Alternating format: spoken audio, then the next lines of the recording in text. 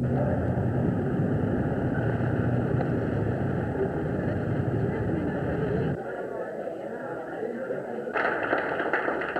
the Southeast District, Fred Grogan.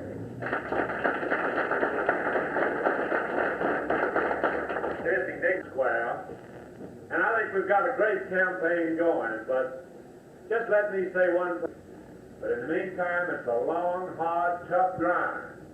And I hope you all to elect our excellent slate of Republican candidates. And today we have the Nixon-Agnew ticket is way ahead in this country and in this state as well. And whenever that happens, there's a great tendency for people to let down. What wins is hard work. And I think that if those that are dedicated to the Nixon-Agnew team and want to support them get out and work hard, there's going to be an overwhelming victory on November the 7th. But that could change by complacency. And we don't want complacency. We want everybody to work as if we're just one vote behind, you know, and then that's the way we'll win on November the 7th. And there's one thing the president needs more than anything else in his second term, and that's a Congress that will support him. I can tell you that by having been a member of the president's cabinet for 3 years that the accomplishments of this administration have come in spite of the Congress and not because of it. And I believe that with President Nixon in the White House that I can do more for the people of Alabama, and that's the reason I'm in this race for the United States Senate. At this point, how do you feel your campaign is progressing? Well, I think it's coming along pretty good. I think we're still a little bit behind, but we're catching up, and we are working very hard, and we have great support all over the state. On the ballot. We're very proud of all the headquarters, and I don't believe there's anybody that in the hearing of my voice that doesn't think that he's one of the greatest presidents in the United States has ever had.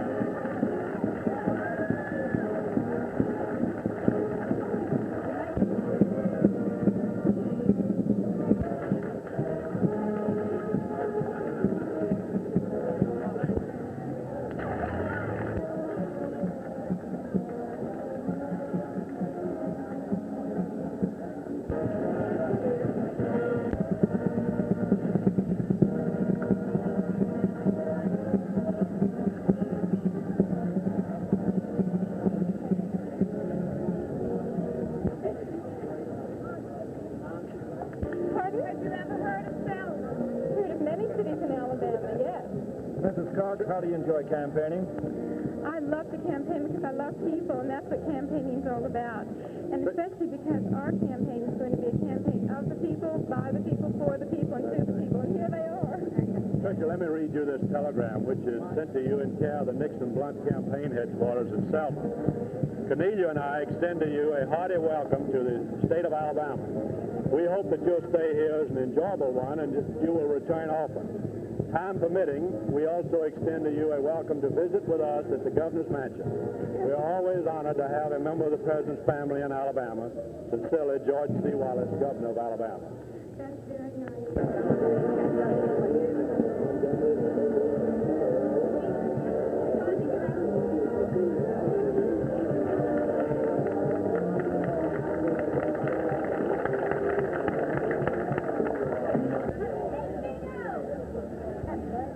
Well, I think Alabama is entitled to two strong voices in Washington, and I intend to represent the people of this state and the views of the people of Alabama in the United States Senate. I think for too long we've had a United States Senator representing special interests rather than the people of this state, and that's what we're going to replace on November the 7th. It's of the people all over this country to pitch in and get things done on the community level. Actually, I'm looking forward to the next 4 years with, Mr. Nixon says 8 years, but with a real sense of anticipation and challenge. Considering really that some 82 billion pieces of mail are delivered every year, The Post Office Department really is a fantastic operation. But I think it can be improved. This is a task to which we'll be dedicating ourselves in the coming years. I feel that this is a rare opportunity that's come my way, and I hope that I can make some worthwhile contribution to a nation that has been so abundant to me.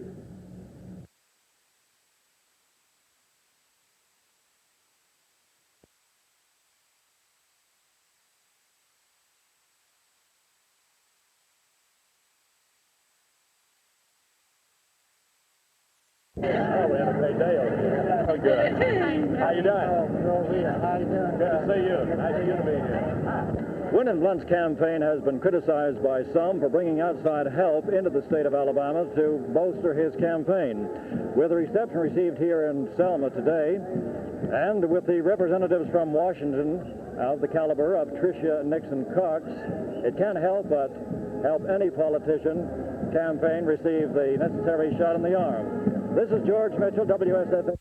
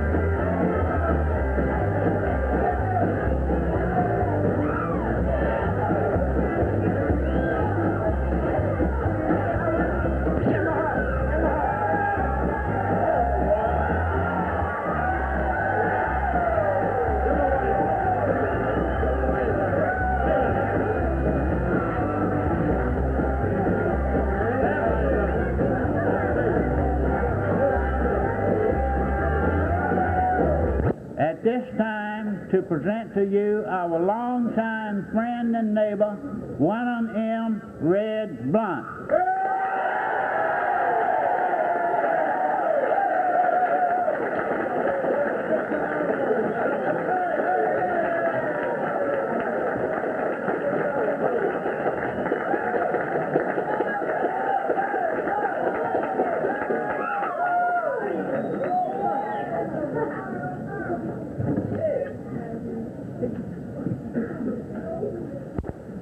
This land is in my bones.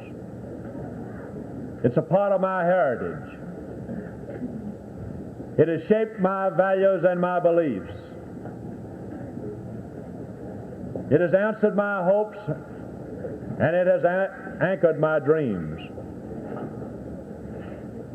But for all that I thought that I knew and loved of this beautiful state and the people that make it great, I must tell you tonight that until this time in my life, I never really knew it at all. As a citizen of this state, I cared for it, as all of us do. But when a man seeks for himself the awesome responsibility and the great honor of speaking for his fellow citizens, of guarding the interests of his constituents,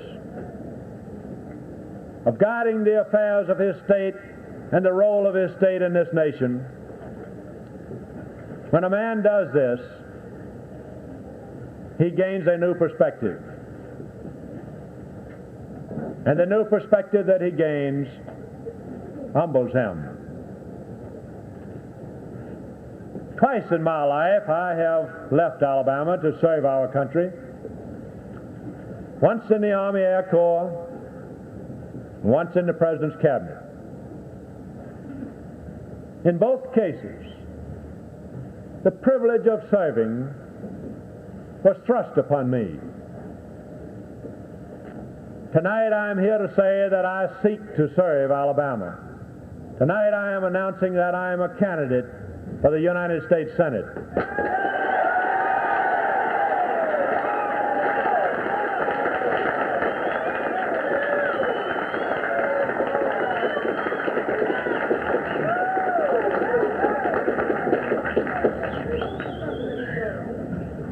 This is not a sudden decision for me. For many years I have wanted to serve our state and our nation in an elective office. However, I did not want to run until I was reasonably certain that I was really needed and that I would have a broad base of support for that candidacy. I didn't want to run just to be running, but I wanted to run in order to serve. Last October, I decided to find out. I resigned as Postmaster General of the United States and came back home to Alabama.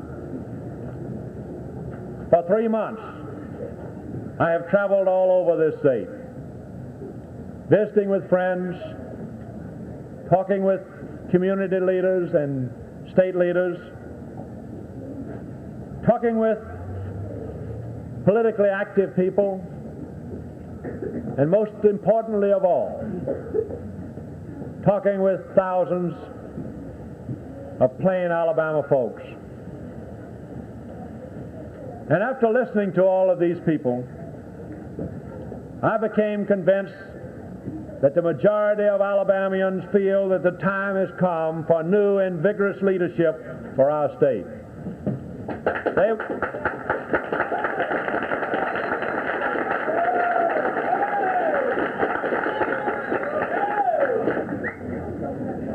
They want leadership that is responsive to the changing needs and the opportunities of the 1970s. They're impatient with the old-time politicians. They realize that the kind of representation that we had yesterday is not good enough now. In short, they want to change.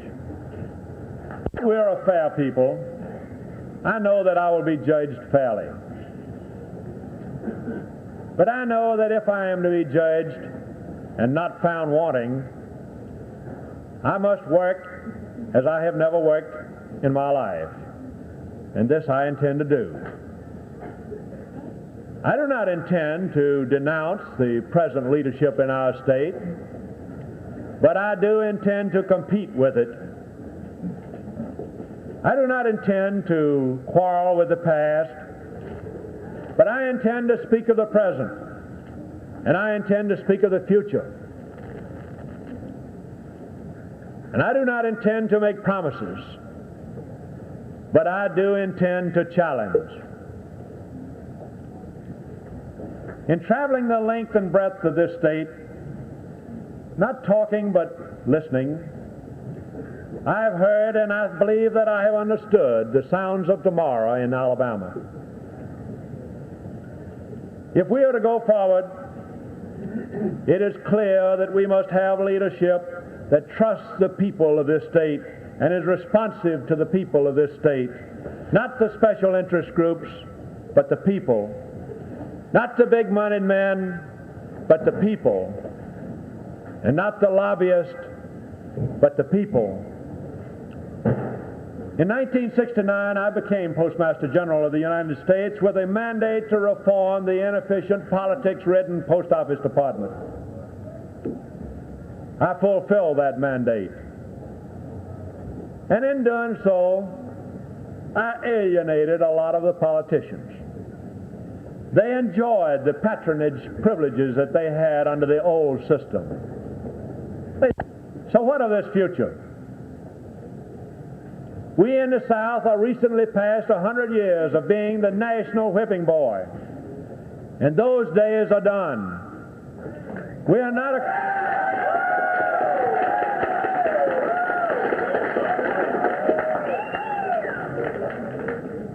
We're not accustomed to thinking of ourselves in a national leadership role. This is because our local leadership has had a local vision. But the people see beyond local borders to larger possibilities.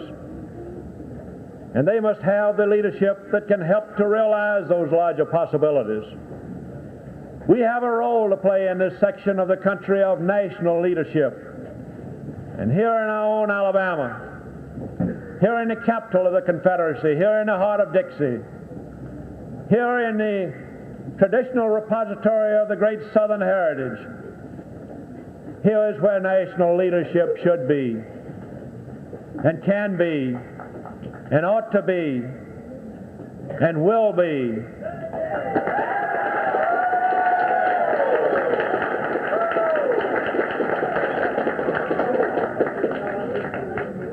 It will be if we have leadership that sees beyond its own personal limitations, beyond its own personal ambitions, and turns rather to the boundless possibilities of the people of Alabama. We face a new century of American independence. The demands of the next 100 years will be very different from the demands of the century that we are putting behind us. Between the hammer of technology and the anvil of change, a very new and different world is being shaped. And we must adjust to that new and different world. We must adjust our institutions and adjust our own thinking.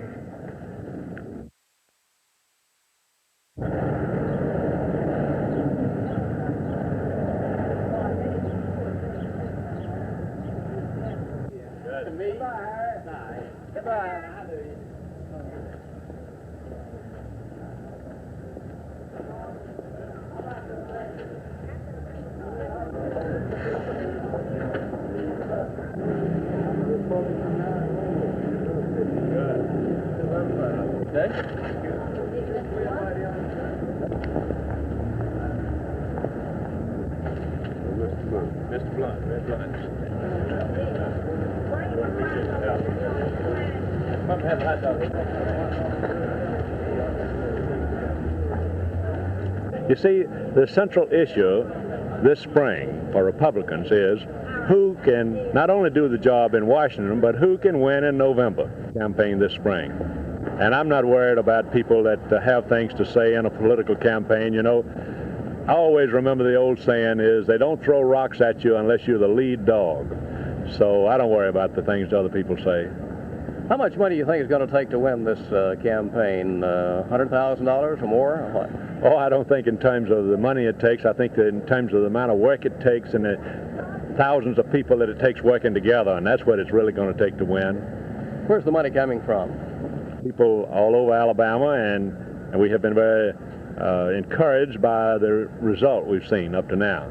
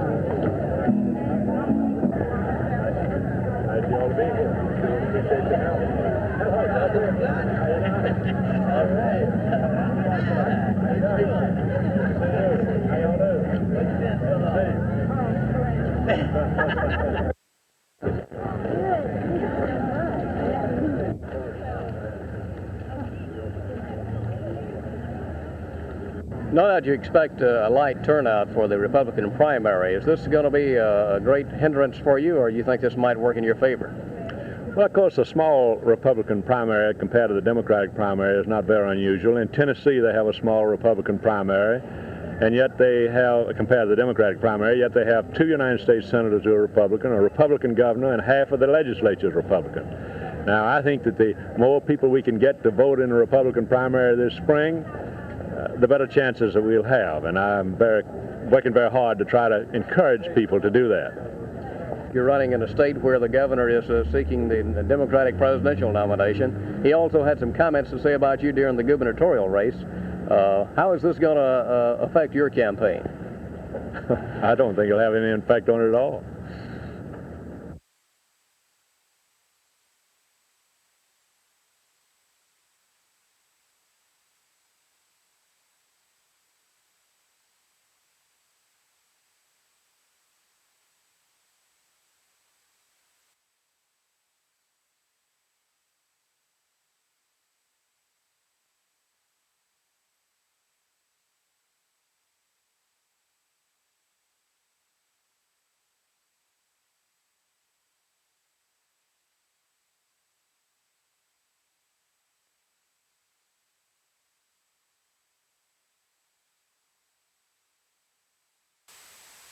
Well, the people of this state vote for the man, and of course the incumbent has been in Congress for 36 years.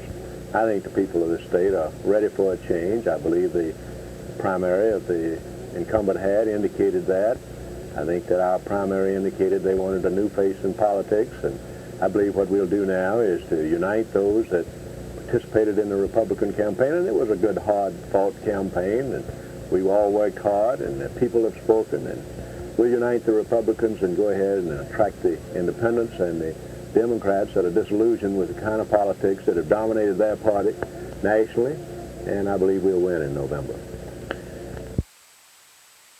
You elaborate a little bit more as far as being more specific in type of strategy you might use and going up against Mr. Sparkman? Well, of course, we are just beginning to make our plans. We've got really 6 months to go, and we're going to start now to put together the kind of organization over the state that we think will win the election. We'll bring the issues to the people here in our state of Alabama, and I believe the people will make their choice, and they'll vote for a new kind of politics and vote against the old politics next November. Well, I don't know where other people's money is coming from. We have a broad base of support all over the state. By virtue of the authority vested in me by the Board of Trustees of the University of Alabama, I confer upon you, Sarah Lutz Healy, the honorary degree, Doctor of Laws. Winton Malcolm Blunt.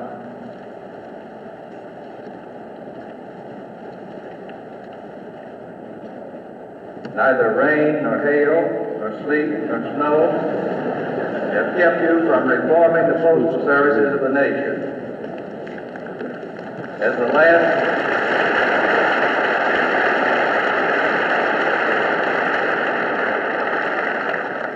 last Postmaster General ever to serve in a president's cabinet, you have inherited the best traits of Benjamin Franklin, the first to serve, in your dedication to statesmanship, national welfare, voluntarism, and perseverance, placing upon all the enterprises you have handled with care and special delivery a personal stamp that cannot be canceled.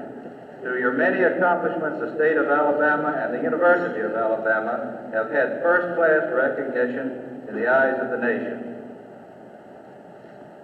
By virtue of the authority vested in me by the Board of Trustees of the University of Alabama, I am pleased to confer upon you, Winton Blunt, the honorary degree Doctor of Science, with all of the rights and privileges thereunto appertain.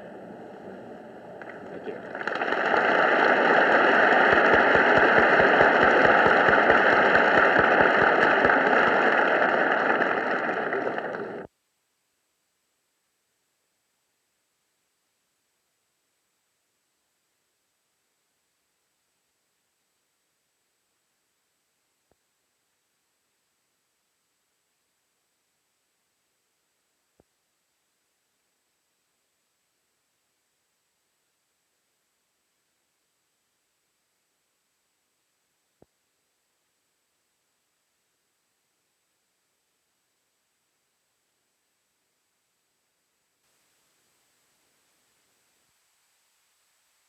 Good to see you.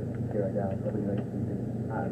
Hello, George Swift, WAMA Radio. George, glad to see you. Who we got back of the wall over here? Well, let me say that I have been encouraged by all of the conversations I've had. Well, I'm going around the state of Alabama talking to people in all walks of life about whether or not there's broad support for my running for the United States Senate next year. I left Washington, left the job of Postmaster General on the first part of November, and since then I've been traveling throughout the state and visited a great number of counties and intend to continue that until about sometime after the first of the year, when I'll make a decision if there's a broad base of support for making this race, that then I'll make an announcement at that time. Have you contacted former Montgomery Mayor Earl James to be your campaign manager? No, I have not. I haven't seen Earl James since I got back, although he is involved in working for the committee that has been formed in Montgomery to seek support for me to run for the Senate. Do you miss the postal service? A better place to work for the postal employees, that this change will indeed be a very dramatic one. You mentioned earlier that you were trying to see in your travels here in Alabama.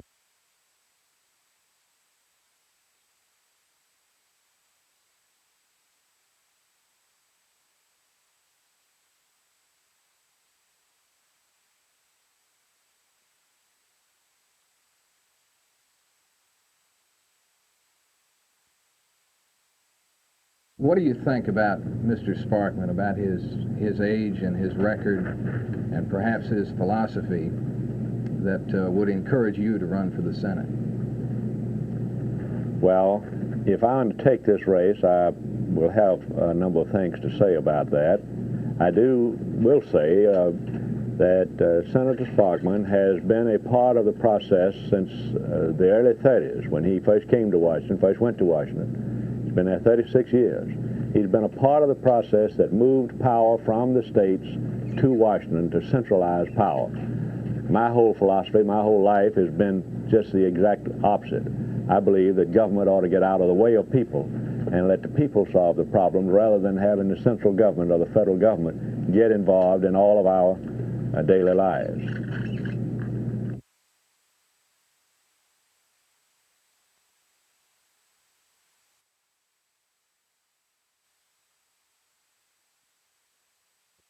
An even better America.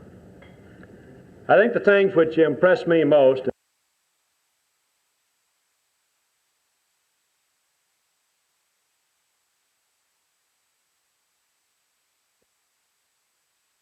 better community facilities, and Mayor, you know that as well as anybody in this country. The reasons behind this should be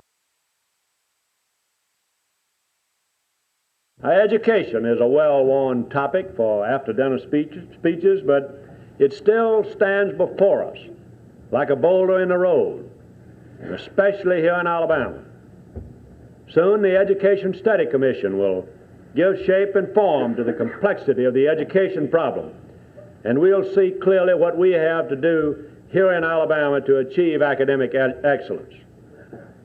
Are we willing to pay the price for quality education? I say that we must, and I submit that this is the most important question that will face Alabama in 1969. And I think that everybody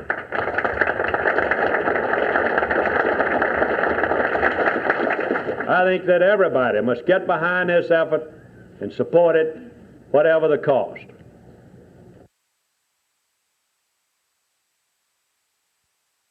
The construction business and its allied industries account for more than 10%, the largest single chunk of our gross national product.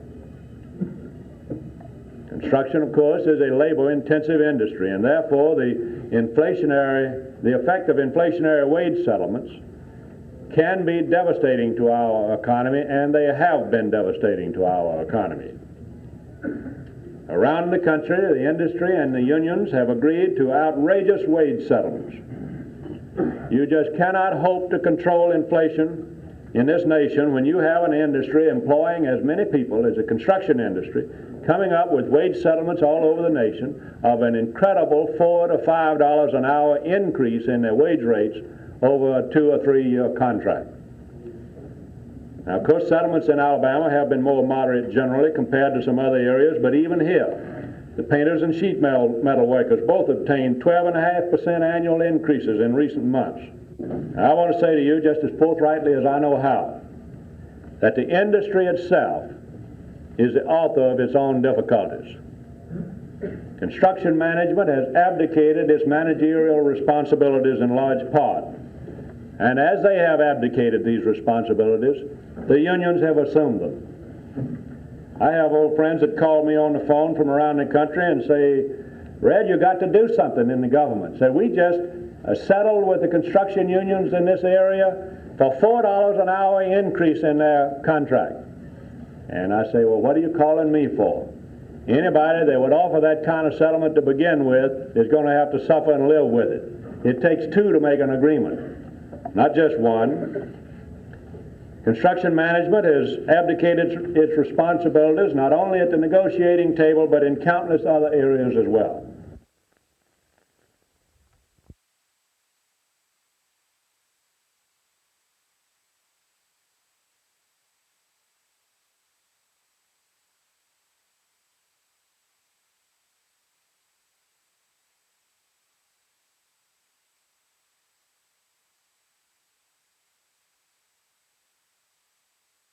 The facts are that inflation started in this country in mid-1965, and the Johnson administration failed to do those things necessary in the following years to curb inflation as our expenditures in Vietnam escalated.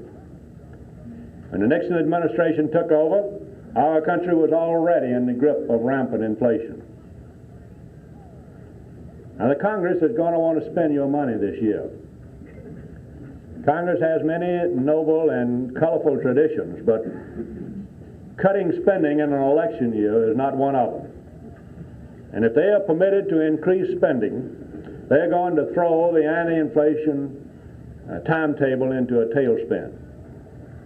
That's why the President vetoed the bill which the Congress had passed, adding $1.3 billion to the Department of Health, Education, and Welfare's budget, $1.3 billion more than the President or Secretary Finch asked for, and more importantly, $1.3 billion more than could have been spent intelligently and in the effort to further education.